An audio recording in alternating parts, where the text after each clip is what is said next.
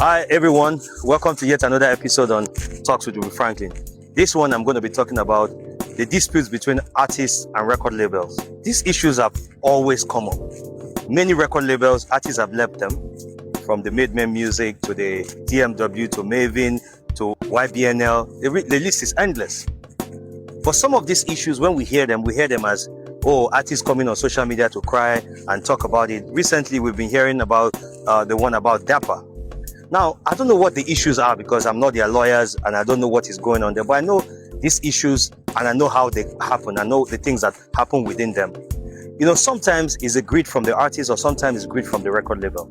Sometimes it's lack of documentation from the record label and sometimes it's also lack of documentation from the artist. Because when the relationship starts, don't forget that when an artist is about to start his career, I'll say he's on minus.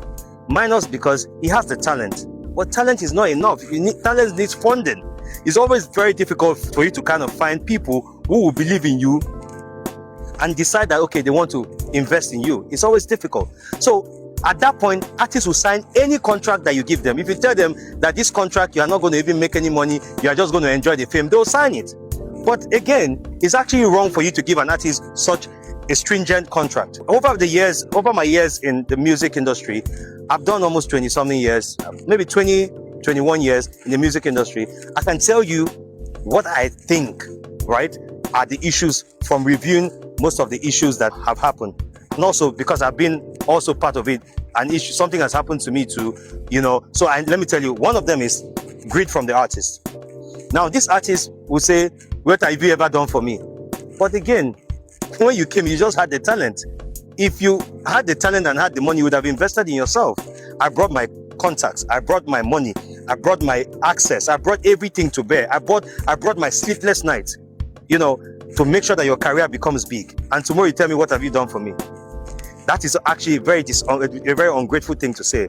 That's why people will say, oh, they will never invest in artists. They will not do it. If I tell you stories that I hear about people who have invested in artists and the things they say, if I start talking about it, a lot of people will not invest in artists. That's why whenever issues happen, I pray that they should not affect the kind of investment that come into the industry. But it has affected it. Check it very well. How many people do you still see bring their personal money to put in music? Investment has dried up in the industry. Let's be very honest. Check it very well. In the last maybe almost going to 8 months, we've not had a new artist that is breaking in, that is doing well. It's not happened. But back in the day, we had a lot of funding. New artists were breaking in because people had the confidence that they could make back their money. But right now, you build an artist, you do everything that you want to do, an artist wakes up and leaves you after one or two hits.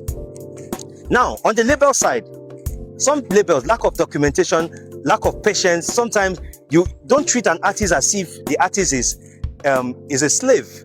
And this is a contract. It's two people coming together to build something.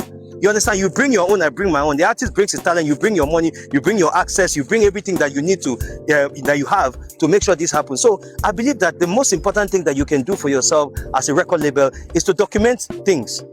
If an artist say, "Oh, you chop my," no, bring out the files. On so day I paid this. On so day I paid this. These are mistakes I have made too, because at that point I was not documenting things. But I feel like one of the things that will help reduce what is going on right now is documentation. Because if you sit before a judge who is not an entertainer or who doesn't understand the entertainment industry, you just understand what the law says when it comes to breaking out of a contract, the judge will only look at the documents that are before the judge. You understand? So what I'm saying is, as a record label owner, I feel like one of the easiest things that we are going to do to reduce the issues that go on in the industry is documentation. And also discernment. I'll tell you this. For record labels, listen to this. And this is just an advice because I did it and it worked for me. If an artist so I had an artist. And once the artist started making money and growing, you know what I did? Immediately, I approached the artist and said, you know what, because you've started doing well, let's move from your 70-30 to 65-35. I said, every time you succeeded and you move further, we'll keep moving this thing forward, but specifically for shows and for endorsements. We started that. We started working on addendum on the contract, and gradually, we understood ourselves and we kept building and building and building. And again, if an artist is succeeding, it's only fair that the artist should reflect in their bank account.